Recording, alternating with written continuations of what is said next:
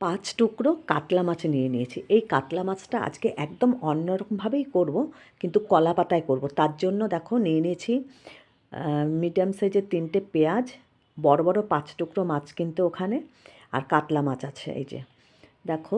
আর নিয়েছি টমেটো, কাঁচা লঙ্কা, আদা আর জিরের গুঁড়ো, এগুলো গুঁড়ো মশলা আছে আলাদা। তো যাই হোক, একটা কড়াই নিয়ে নিয়েছি। কড়াইয়ের মধ্যে বেশ খানিকটা তেল দিয়ে এবার যে মশলাটা আমি রেখেছি, কাঁচা যে মশলাটা, টমেটো, পেঁয়াজ, আদা, কাঁচা লঙ্কা, এগুলো ওই তেলের মধ্যে একটু হালকা করে ভাজা ভাজা করে নেব। হালকা ভাজা হয়ে গেলে পরে কিন্তু আমি এগুলোকে তুলে ফেলবো। তুলে মিক্সিতে একদম মিহি পেস্ট করে নেব। আর 1 চামচ এর মধ্যে আমি কিন্তু সর্ষেও দেবো, সেটা পেস্ট করার সময় এই মশলার সঙ্গে সর্ষেটা দিয়ে দেবো। ঠিক 1 চামচ কালো সর্ষে দেবো। আর কলা পাতা নিয়ে নিয়েছি, আর গুঁড়ো মশলা, জিরে গুঁড়ো, একটু ধনে গুঁড়ো আর হলুদ গুঁড়ো, এগুলো একটা আলাদা করে পাশে রেখে দিয়েছি।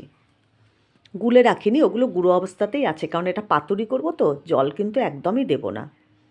এই যে দেখো একটু ভাজা ভাজা হয়ে গেছে। এবার এগুলোকে উল্টিয়ে দিচ্ছি আমি এগুলোকে। এই দেখো এবার এগুলো আমি তুলে ফেলবো।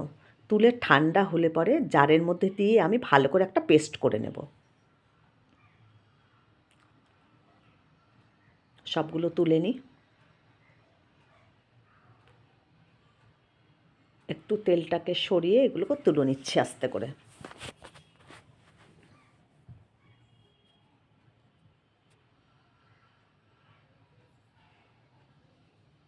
দেখো বেশ ভালো করে কিন্তু একটু হালকা ভেজে নিয়েছি। কালার কিন্তু সব চেঞ্জ হয়ে গেছে। এইভাবে করে খেলে পাতুরির দারুণ টেস্ট হয়। আর মাছগুলো কিন্তু কাঁচা অবস্থাতেই দেবো।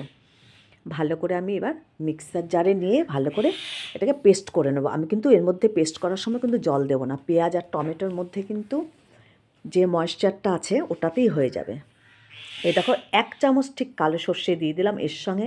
তোমরা ভেবো না যে সর্ষেটা পেস্ট হবে না, দারুণ সুন্দর এই দেখো পেস্ট হয়ে গেছে, একটু দানা দানা ভাব নেই। এবার মাছগুলো ভালো করে মেখে নেবো। এর মধ্যে নুন, হলুদ পরিমাণ মতন দিয়ে দিতে হবে। বেশি মাছ নিইনি, 5 টুকরো নিয়েছি। নুন আর হলুদ দিয়ে দিলাম, একটু ভালো করে মাখিয়ে নিচ্ছে আগে। তারপরে একসাথে যে পেস্টটা করে রেখেছি, ভাজা যে মশলা পেস্টটা, সেটা এর মধ্যে দিয়ে দিলাম। দিয়ে ভালো করে মাখিয়ে নেব। আর পরিমাণ মতন একটু সর্ষের তেল দিয়ে দিতে হবে। একটু সর্ষের তেলটা বেশি দিতে হবে, নাহলে পাতুরিতে একটু তেলটা কম পড়লে কিন্তু ভালো হয় না। এই যে ভালো করে মাখিয়ে রেখেছি। আর এই দেখো কলা পাতা আমি একটু সেঁকে নিয়েছি, আর এর মধ্যে একটু তেল মাখানো আছে। ওপর পিঠেও তেল মাখানো আছে, নিচেও কিন্তু তেল মাখানো আছে। এই যে একটা ফ্রাইং প্যান নিয়ে নিয়েছি, ফ্রাইং প্যানের মধ্যে নিয়ে এই যে আবারও ওর ওপরে একটু তেল দিয়ে দিলাম।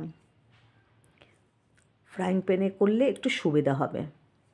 এবার একটা বড় বাটি দিয়ে আমি চাপা দিয়ে রেখে দেবো। ওপরে দুটো আবার কলা পাতা দিয়ে দিলাম। এবার বাটি দিয়ে চাপা দিয়ে দেবো। এই যে, আর গ্যাসটা কিন্তু একদম কমিয়ে রেখে দেবো। দেখো প্রায় 30 মিনিট পরে আমি ঢাকনাটা তুললাম, দেখলাম যে এটা হয়ে এসেছে। আবার একটু চাপা দিয়ে রাখলাম। এবার এটাকে নামিয়ে নিচ্ছি, হয়ে গেছে। যে পিঠটা কলা পাতার উপরে দেওয়া আছে মাছের, সে দিকটা হয়ে গেছে। এবার এটাকে উল্টিয়ে আবার উল্টো দিকের পিঠটা এর মধ্যে দিয়ে দেবো কলা পাতার উপরে। এই দেখো কলা পাতা, দেখো সুন্দর উপরে তেল মাখানো ছিল অল্প করে, সব কালার চেঞ্জ হয়ে গেছে কলা পাতাগুলোর। এই দেখো উল্টিয়ে দিয়েছিলাম, একদম আমার কলা পাতায় মাছ পাতুরি কিন্তু রেডি। কাতলা মাছ পাতুরি তোমরা এভাবে খেয়ে দেখবে, দারুণ লাগে খেতে, অসাধারণ লাগে খেতে। তোমরা এভাবে করে খেয়ে দেখবে, ভালো লাগলে লাইক করো, কমেন্ট করো, আর চ্যানেলটাকে সাবস্ক্রাইব করো।